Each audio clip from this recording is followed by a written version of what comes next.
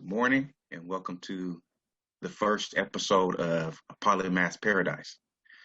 I'm here with a good friend of mine. Met him through virtual, through the web.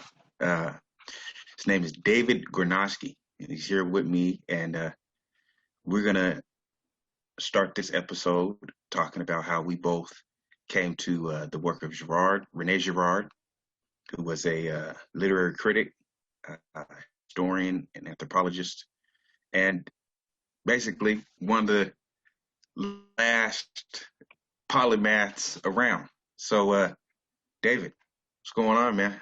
How you been? Doing good. It's great to mix it up with you. Yeah, we've been doing a couple of shows together. Been on your show a couple of times, on your Things Hidden podcast videos, and on your radio station. But now we're going to get into something that we both are interested in, and that's Rene Girard. So what I want to ask you is, how did you first come to learn about Rene Girard? What drew you to him? I was looking at. I felt like the way Christianity was taught in theological circles and church circles was not quite doing it for me, because it felt like such a limited perspective of human existence. Like Jesus was basically your ticket to salvation. Right. And personal piety, which are very important things. But I felt like there was so much out there about psychology and social relationships and politics, ethics, the whole experience that people were having being a human being, that was not being answered by the way Jesus was taught in a Christian, Protestant circle. Right. Jesus was basically an object for folks rather than the subject of your life. Right. How we talk about objectifying, people say don't objectify women and stuff. Don't use them as an object for exploitation and culture and media, right? Right. I felt like. And so, go ahead. Yeah. So you felt like that's what was being done when it came to Jesus, or just Christianity in general? With Jesus had become an object for people to have a certain social status in comparison with others. Right. So if you think the right mental propositions, or do the right rituals, or go to the right church, in some cases have the right ethnicity for some people, that have their religion associated with their ethnic origins, right? But there had to be some kind of like social status attainment that was part of your identity with Christianity, with Jesus specifically. So Jesus becomes an object that gets you a certain social status position as it relates to other people. That I'm Roman Catholic because I'm this and I'm that, and I did this and I went to this. Or I'm a Reformed Calvinist because I can tell you about Bavinck's theology, or I can tell you about the intricacies of unconditional, irresistible grace, or unlimited atonement, all these different things. It's like you can get into these Cartesian mental models all day long. Right. Even the ones that are not about heady stuff are still Cartesian in their frame about what it means to be Christian, because they say, I think blank, therefore I am a Christian. That's right, Rene Descartes. I think, therefore I am. I think you got to speak in tongues, and then you're really saved. Or I think you have to be believer's baptism, and then you're truly a saved person. I think you have to abstain from alcohol, and therefore you really are a Christian if I can see that you don't drink. So everybody has these little Cartesian mental models by which they think that they can obtain Jesus as an object that they got for sure. And I kept seeing that in Christian debates, not just in Protestants, but everywhere. Right. And I didn't feel like it was scratching the itch of what I saw whenever you read Jesus. That's such a more rich, visceral person that is not being accurately depicted in the way he becomes a theological object for people in contemporary Christian conversations. Right, right. And so do you think that as far as Rene Girard, like he gave you a sense of kind of the humanness of Christ? I mean, I know we've touched on this a couple of times. We speak about like theology, and we've talked about how maybe Christians are missing sort of the human aspect of Christ, right? Which kind of is what, say, separates Christianity from other monotheistic religions, such as Judaism and Islam, right? Where Christ takes on the human form and acts as an example, with the things that he says and does, right? And so, do you think that Christians have kind of been lackadaisical in their understanding or trying to understand Christ as a human? Yeah, because I think the moment you start to understand the humanness of Christ, he becomes the subject of your life rather than the object. You get what I mean? Right. So if he's the subject, that means that you are becoming him. Right. If he's the object, that means you have attained him in your head through a ritual or through an association. I am with the official church of Christ because I went through the catechism. I am with this baptism, therefore I am with Jesus. It's an object that you obtain rather than a subject that you become like by your imitation, by actually doing and being and acting and thinking and having the mindset that he displays in the stories of his life. Right. So, for me, when I look at the idea of what makes him special and what makes him different, it goes back to the way in which if it's all about, let me give you an example. If it's all about what's in your mind,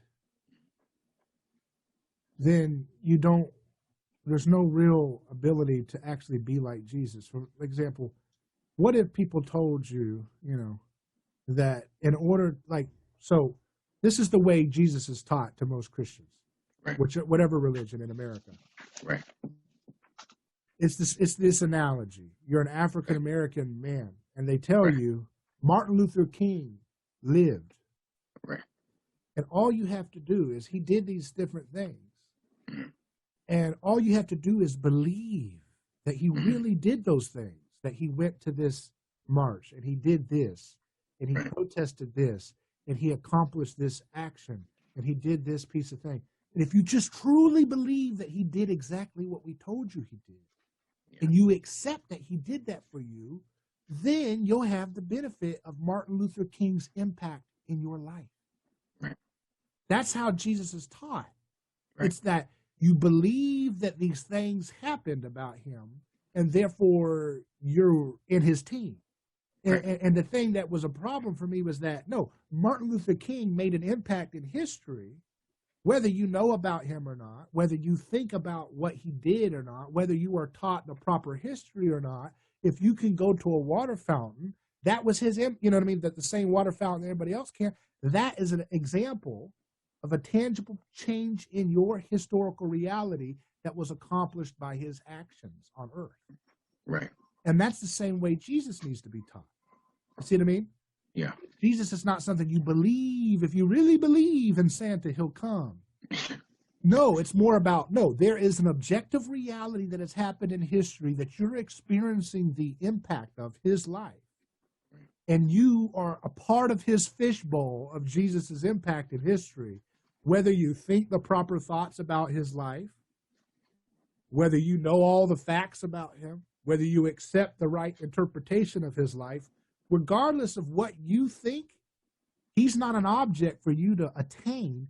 He is the subject of your life. He's the impact of, he is the fishbowl that your life is in. You're swimming in his fishbowl. You see what I mean? Right. There's an objective reality about Jesus's impact and what you're supposed to do in light of that. Does that make sense? That makes sense. But so, I want to speak to, like, something like, Catholics might say, well, when you participate in the Eucharist, right? When you take the host, isn't that sort of a, way of becoming more like Jesus, right? You're taking in his body, right? And that is helping to transform you into a more Christ-like being, right?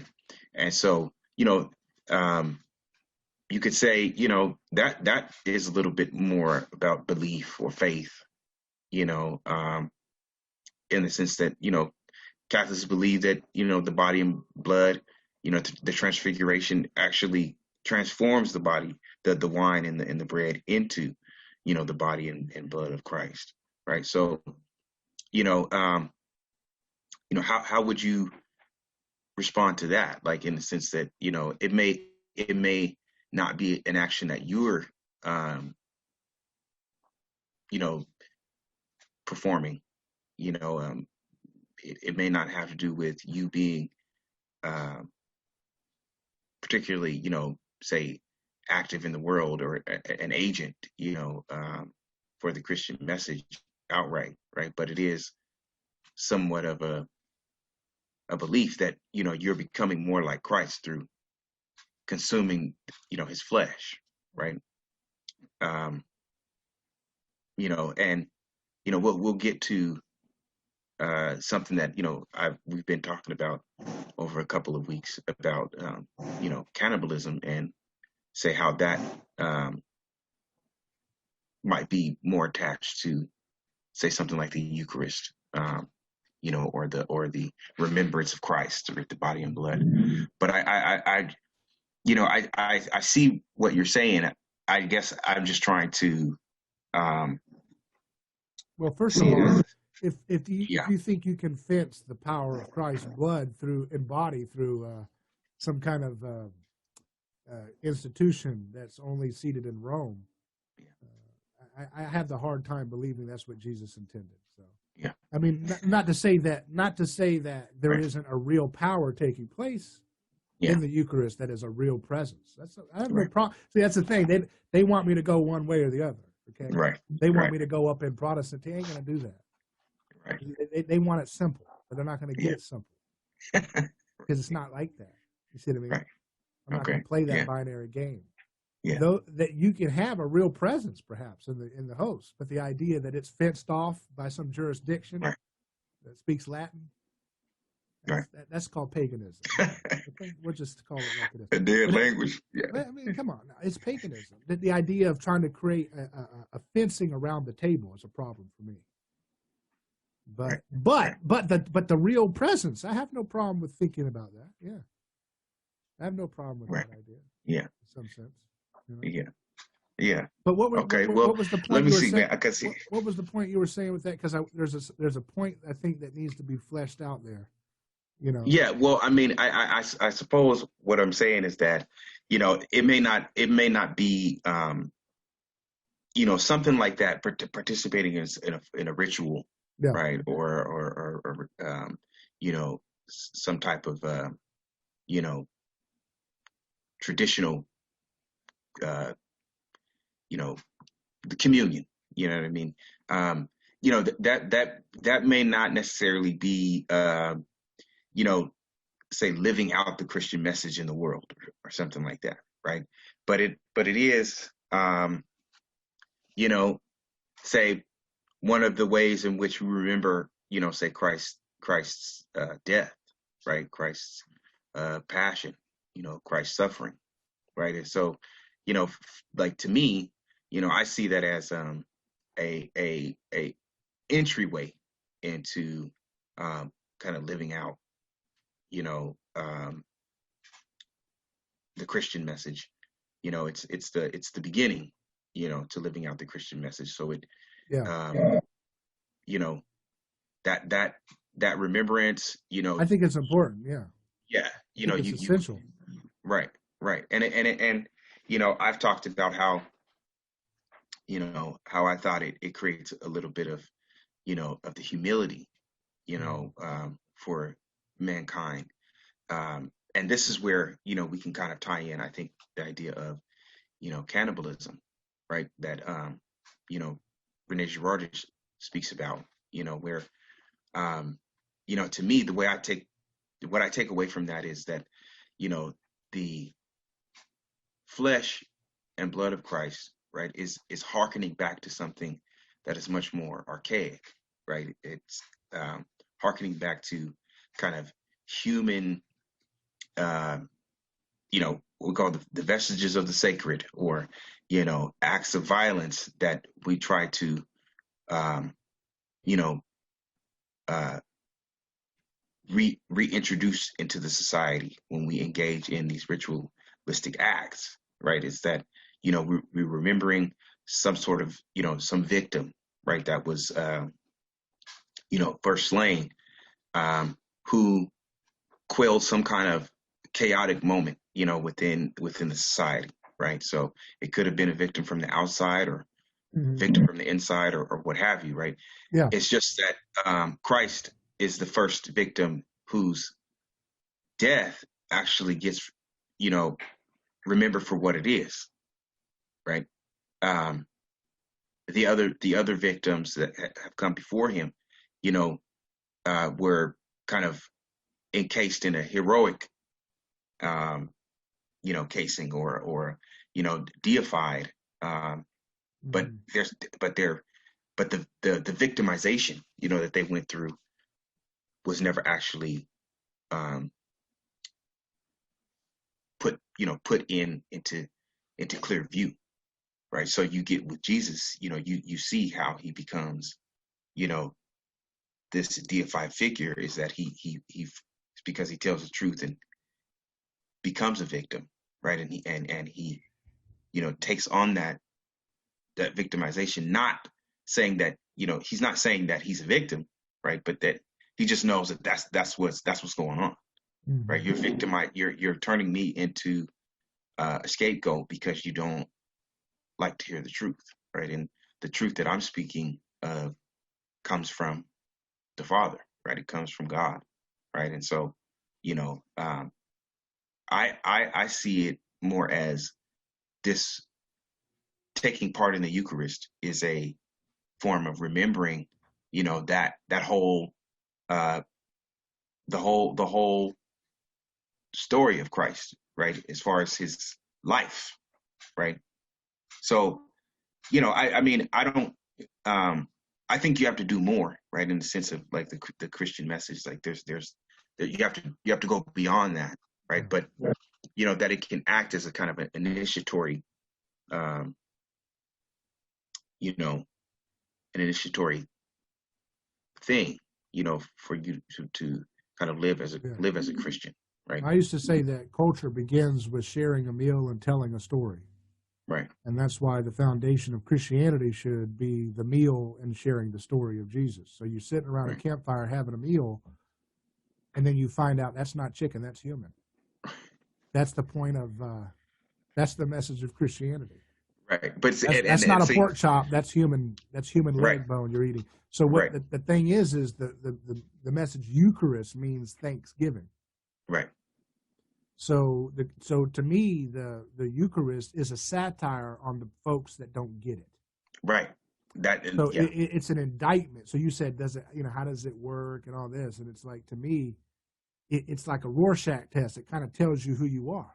Right. You're either the cannibals, who are jealous of Jesus and jealous of everybody around you, right, or you're imitating him the right way, which is you're satisfied and you're content with what you have, and you don't covet your neighbor's being. See what I mean? So it's a satire, and most people who partake of the Lord's Supper, perhaps there is some kind of benefit that's happening. I'm sure there is, but at the end of the day, it's more of a satire, because if you're taking the Thanksgiving table. Right. Right. I don't care what jurisdiction of the church you're doing it in. It gives you some kind of special brownie points. If you're going out there, if you're burning people, yeah, okay, burning people alive. Yeah. I don't care what you did. If there's a guy over in ancient China at the same time as you in history, you took the Eucharist under the Latin Church, therefore you are with Christ. There's a guy over there taking a bullet for his cranky neighbor in China, or an arrow if it's in ancient China, you know, and he's taking a bullet for his neighbor, and he didn't do no Eucharist, and he's actually becoming like Christ in a special, in a common grace way that's better than you've been given the filet mignon, so to speak, and you're not doing it. So it's the joke's on you if you're taking the Eucharist and you're a self-centered, selfish, money-hungering business owner, and you're taking the Eucharist every day. I'm like Christ. I'm becoming Christ. Actually, you're devouring Christ, and you're trying to make yourself become Christ in the same way as the pagan ritual that Christ dismantled. Right. You see what I mean? The joke's on you. You're trying to eat Jesus because you want to be the Jesus. You're trying to make him in your image, right? Rather than submitting to his image. But why is it that you think people don't see? Because I think this gets back to the whole thing of kind of the theological Jesus, or the spiritual, the divinity of Jesus versus the humanity. Right. I think that people they can get down with the whole partaking in the communion or the Eucharist, right, is giving me the healing, right? Is giving me some kind of contact with the divine, right? But they don't see the anthropological or human aspect, in the sense that to me, like I said, the human aspect is, when you talk about devouring the flesh and stuff like that to me should create a little bit of humility within you, right? To say, hey man, oftentimes the Eucharist is the most prideful moment of the whole church, right? Because that's the moment where everybody has to look like they're the most pious. Oh, I'm reflecting. Right. Oh, look at me. That's what they all do. I don't know if you've ever been to church like that, but look at me. I have. Oh, I'm all in. Come on, man. You're like Miss Bucket. You're keeping up with the appearances, Right.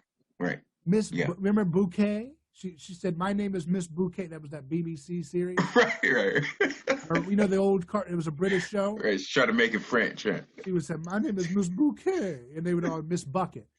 That's what you're trying to be like that. You're trying to be, look at me, I'm not looking, ooh, look at me.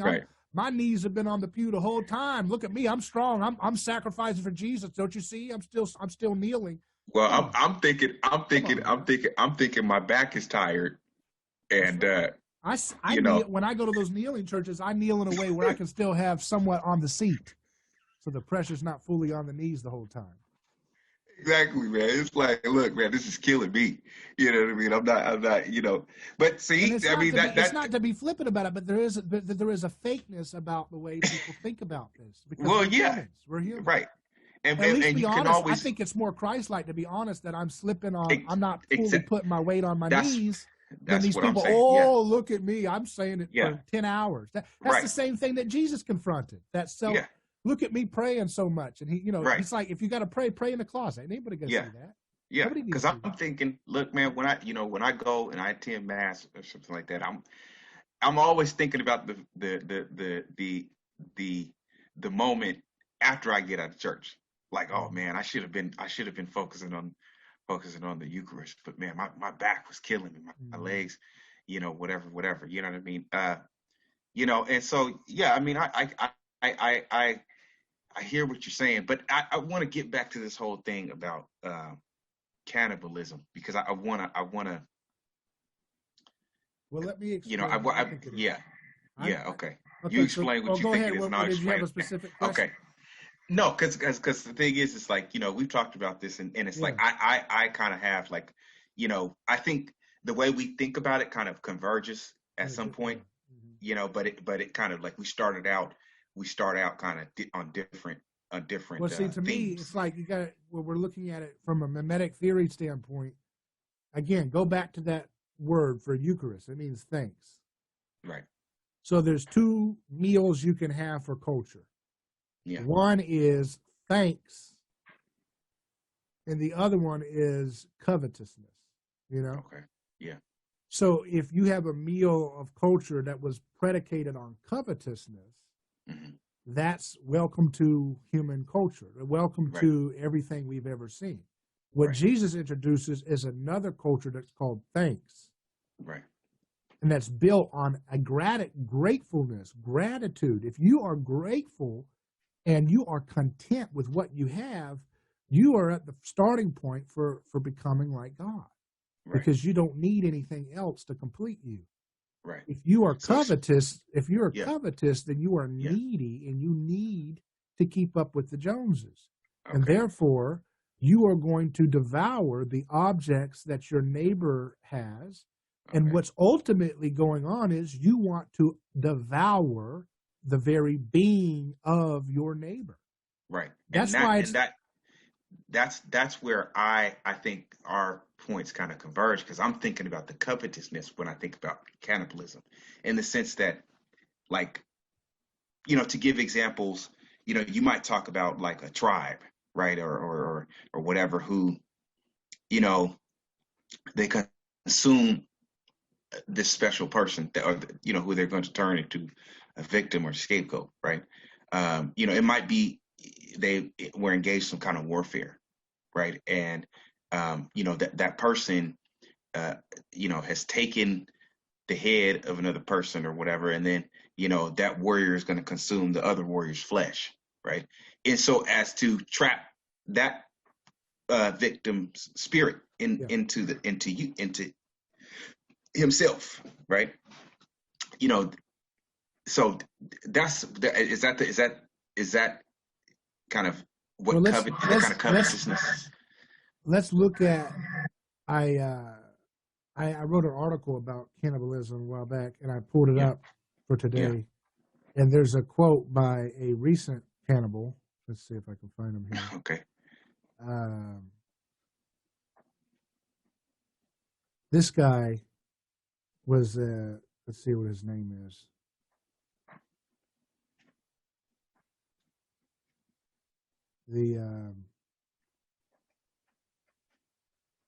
Here it is. Okay. Yeah. So this name is Armin Meiwes, Okay.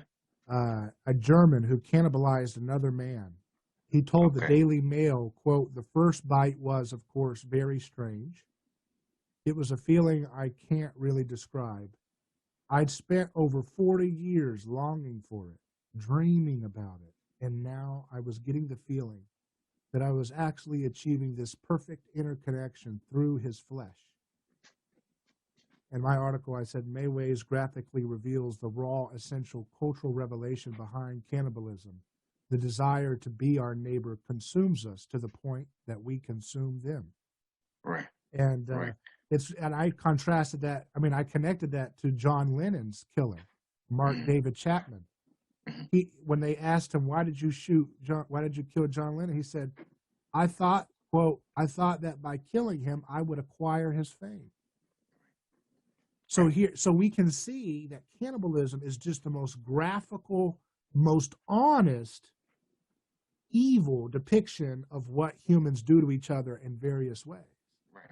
Cannibalism reveals the hidden driving force behind all the kinds of evils and sins that we commit. John Lennon's killer didn't eat John Lennon, but he is doing the same thing that this guy who's psycho, who's antisocial, he's eating the guy. That guy's the more honest. I mean, it's not that, it's more honest, transparent mechanism of what's going on. It's more archaic. Yeah, it's more old fashioned. That's old school. Yeah. Right. And what Jesus is doing, this is one of the evidences for Jesus's divinity, is the fact that he can call your attention to the graphic, visceral reality of human culture and say, eat my body, drink my blood, because you're going to do it to somebody else if you don't do it to me. Right. So take it out on me, eat me, because I am infinite being. And if you imitate me, my role model is gratitude, is thanksgiving. So if you bite into Thanksgiving, you should become more thankful and content. If you bite into another being, who at his core is still covetous, you'll get more Yeah. covetousness. Hey man, you see what I'm saying? Right? That's right there is that's that's a powerful like analysis right there. You know what I mean? And I don't even think, bro, I don't even think that a psychiatrist or a psychologist could get at that, right? Mm-hmm. And that's where I think that's one of the things that drew me to Girard, right? Because, you know, I mean, going back to my interest in anthropology, right?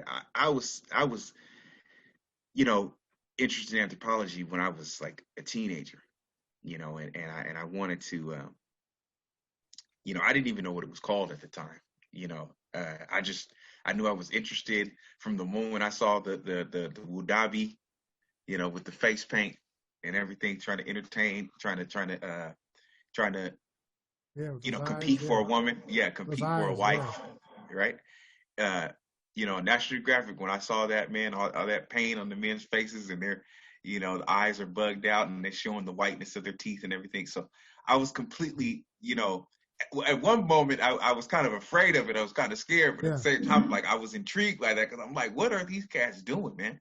You know, and so that just kind of led me down this kind of rabbit hole of like, okay, I got to get into, you know, whatever it is that this is, you know, how are people able to see these people and, you know, go and study these people and, you know, and then you saw the some of the native tribes in the Amazon and things like that, you know, or you would see like a, you know, some kind of shamaness or something like that, and you know, you get into that, and so a couple of years down the line, I got into high school and I was like, okay, you know, I want to know what this subject is called.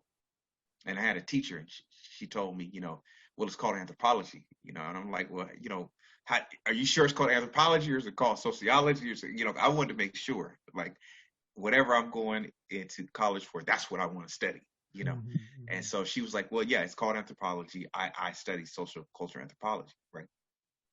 But by the time I got into college, anthropology kind of been uh, kind of, you know, there was like a chokehold on it, you know, in the sense that, you know, it was beholden to kind of the social politics, you know. You know, it was all about the Iraq War and anarchy and uh, you know, anything that was against, you know, anything that was against Christianity or against, you know, you know, the values of the West, right? So as to, you know, they had this drive or this agenda to kind of like blow up Western culture. You know what I mean? To blow up anything that came from the West, to blow up anything that was of a value to the West, right? But my thing, you know, I was kind of looking at it like, well, wait a minute. Would we have anthropology? Would we have this discipline if it wasn't for the West, right? We're Mm-hmm. the only culture that was able to come up with an anthropology. And that to me, it's like there has to be a reason for that, Mm-hmm. right? And I kind of think the reason is because we were brought into the light of Christianity. It helped us to see, you know, our humanity on some level, right? But then, you know, we turn against it, right? We turn against our values and against our traditions, right? For whatever reason, you know. But that is what I think kind of drew me towards Girard, because he was kind of going back to the older style of doing anthropology, looking at texts, you know, and you know, uh, written sources, you know, sources that were already written, you know, say in the 19th and early 20th century, right? And so he could look at, you know, a lot of the, you know, English and Scottish anthropologists and stuff like that they were writing, and you know, I kind of took a liking to that because, you know, I had in mind to, you know, I was going to be an anthropologist. I was going to go and do, you know, field work, you know, go sit with a tribe somewhere, you know, isolated for 2 years and come back and, you know, write some kind of, you know, academic, uh, you know, paper or something like that and get a whole bunch of Like notoriety. Midsummer. right, Midsummer, or You seen that movie? the the uh the Shakespeare play. No, the horror Oh, movie okay. where they go off to be anthropologists. They go into that Swedish Oh, fort yeah. You to talking about the? observe those people, and they end up getting worked up. Yeah. Yeah, I saw that. So good I thing you didn't do that. Good thing you yeah, didn't do no, that. no, I didn't do that. But I I also saw that there was a little bit of, say, you kind of question, like, has the work already been done already, man? Are we at a point to where anthropology cannot do any more field work, where there's got to be some kind of uh, comparing and contrasting between cultures? Mm-hmm. And is it time for the West to kind of maybe see that yes, there are similarities, but there are also some differences, and we need to be able to recognize those differences, and Differences between what? well, differences between, like, is there a difference between the Christian message and, say, other forms of belief, Mm-hmm. right? Um, Well, you know, it goes back to cannibalism. yeah, yeah. Well, I think that's the connecting point, right? In which Christianity kind of harkens back to, even pre-written history, right? It goes back to an anthropology, Mm-hmm. right? Uh, these unrecorded moments in time, right, where you don't hear about, say, the Native American female or male that was slain for the sake of appeasing a god within another tribe, right? You don't hear about the say, the Polynesian woman that was slain, and then you know all the, say, roots and stuff start to grow because she was killed or something like that. You know what I mean? The harvest is ripe because of that death, right? Um, and so I think the academics play on that, right? The fact that you don't have that recorded history, they can kind of you know muddle the waters, so to speak, to make it seem like, well, Christianity is just another form of that, right? Mm-hmm. Christianity is just like that, right? It's no different. Um, but it's like, yeah, but Because in some sense, it's kind of strange. In some sense, the academic uh, attack against Christianity is it's a Christian gesture on one level, because it's almost like saying, I'd rather, because if the Western academic person is in the body of what Jesus built, right? Then he's basically saying, sacrifice my body, Christianity, rather yeah, than me sacrifice your tribe or your religion over there. See what I mean? right, So right, so in some sense, even though they go wrong, and even though there's other pridefulness built into their attitude, yeah, the Western academic perspective that always denigrates Christianity is a Christian gesture of self-sacrifice, of saying, there's nothing special about me. Because it's this idea that if I posture superiority or excellence, then I am in the position to continue the oppression and to continue ultimately cannibalism, to devour something, to consume the other. yeah, And I think we need to go back to how I think cannibalism works to me, and it works. I believe, this is just my take. It works on the one-to-one level in our desires for what our neighbor has, but then it culminates into this collective consumption, right? Which is the scapegoat, right? And what I mean by that is, if you see someone that has a car in a neighborhood or a zip code or just a family, everything just looks perfect, right? And then you want to have, well, I got to get that car, I right, got to get that degree, or I got to get that neighborhood, or I have to right, get that way of speaking, I have to get that fashion. right, At the end of the day, as the 10th commandment says, thou shalt not covet thy neighbor and anything else that belongs to the neighbor. The emphasis is on don't want to consume your neighbor's being. Right. But here's why we're attracted to the neighbor. We're attracted to the neighbor because the neighbor reveals something about being made in the image of God. And because God's image is so beautiful, when we see parts of it in the other, our neighbor, we feel that spark of the divine, and we demonize ourselves, whether we realize it or not, and we put the neighbor as if they're the God in our relationship. You see what I mean? Even those that we hate, we treat them like a god, like, right. Oh, they get away with everything. They get to be bad and they get off scot-free, or they get to live wild and there's no consequences. I can't stand them. They're such a loser. At the end of the day, they're still a god to you because you're putting them in a position as if they are operating on rules that they're operating outside of rules that you have to be bound right. by.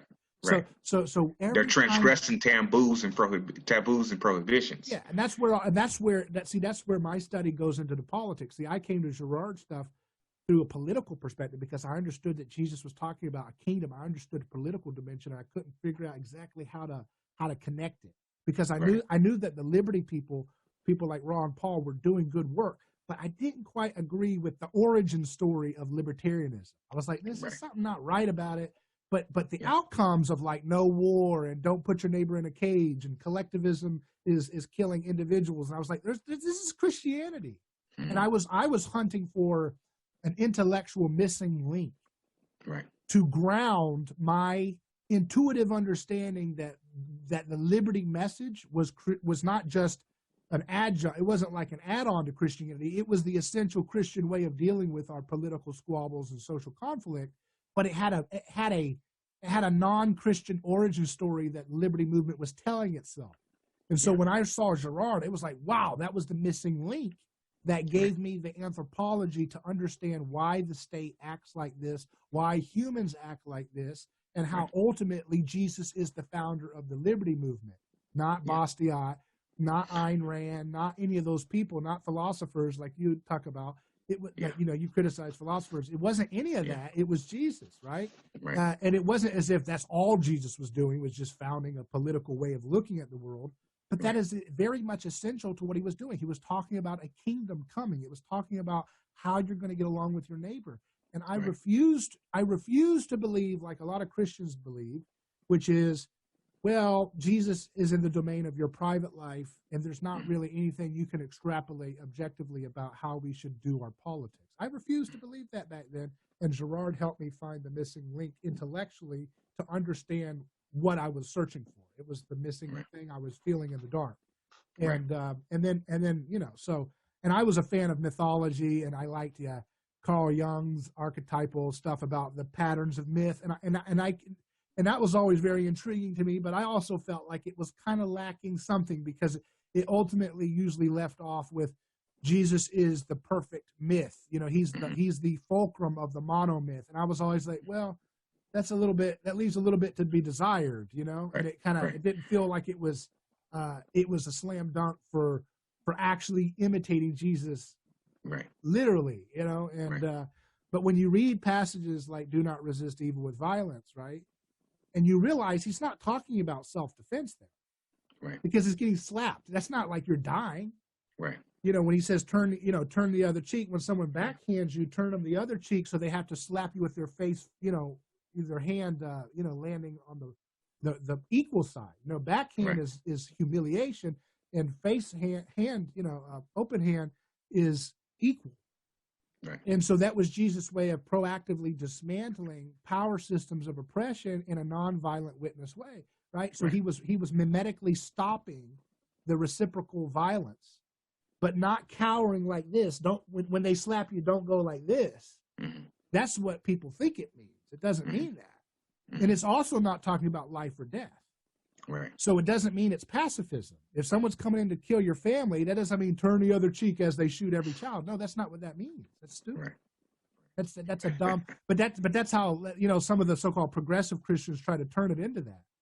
Oh, it's all about pacifism. Never lay a finger, and yet they call the police to get their neighbor arrested because they had an AR-15 in the house.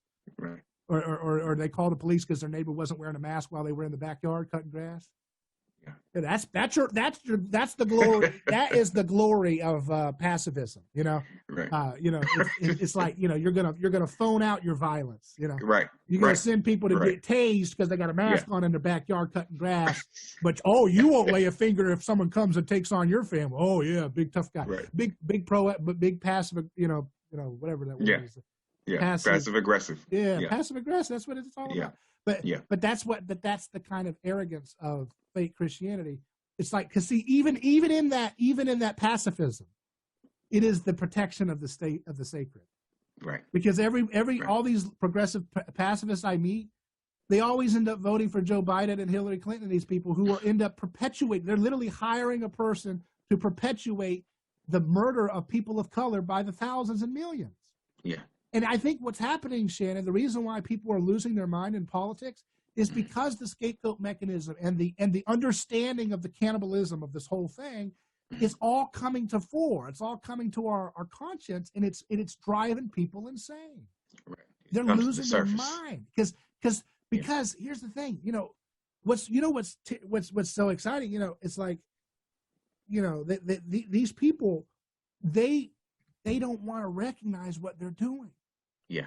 They don't want to face the reality of what they've been consuming their whole time. Right. They're drinking salt water to quench their thirst. And they're eating. You are what you eat, and they're eating covetousness. Every time you devour a human being who's got the Cadillac you want, the neighborhood you want, the family you want, the way of speaking you want, the degree you want, every time you try to get those objects, what you really want is you're trying to be them. And the closer you get to being them, the more they feel farther apart. And the more you hate them for that. And the more you hate yourself for that. And you're caught up in the model obstacle that Girard talks about. Right. And what happens is the more we're competing and the more we can't attain the fantasy version of what we see in our neighbor, we become mad. We lose our minds. Yeah.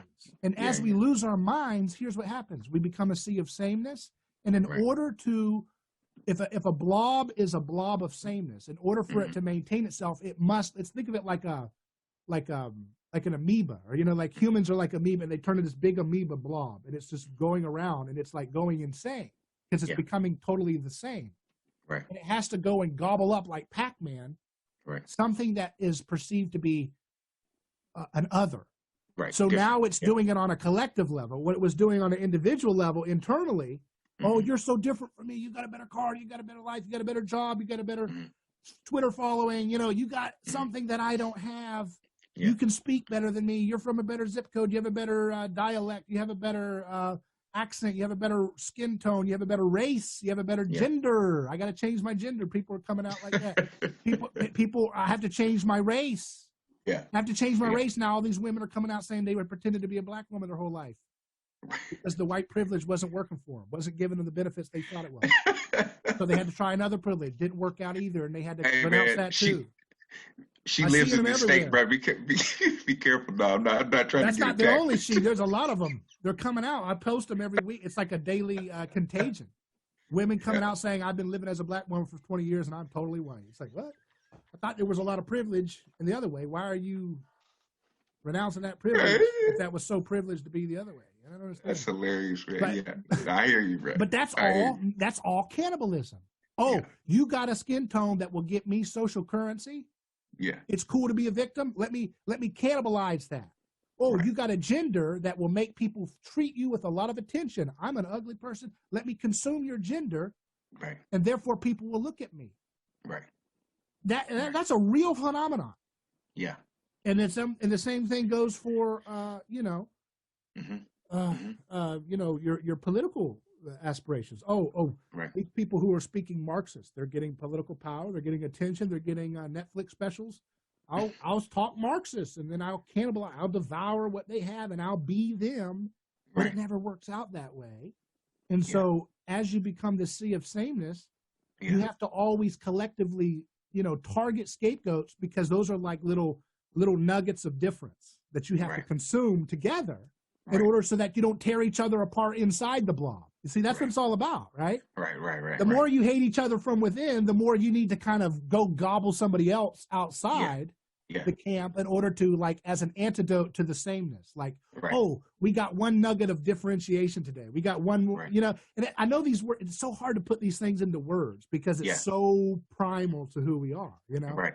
That's why we had to have Christianity, because it, you know. Well, because it explains, it can help to, you know, there isn't language for it. There isn't proper language for what happens. And that's why I kind of go back always to this thing of like humility, man, because it's like it explains the unexplainable, right? It explains things that really are just, the only way to explain it is through symbols, through non-speech, right? Like, because most of the time because it's kind of hard to explain what I'm saying. It's like it's hard to explain sameness, blob of sameness collectively, like the jellyfish of people, right? And within it, people think that they're far apart than ever. Yeah. But the more they're conflicting, the more that little jellyfish collective blob has to go and gobble up Donald Trump, or gobble up the alt-right, or gobble up Mexicans, or has to gobble up some kind of exterior other from that collective identity. Right. Because it's like the more mimetic rivalry is fraying that body, making it like an unstable body, it has to gobble up more little scapegoats.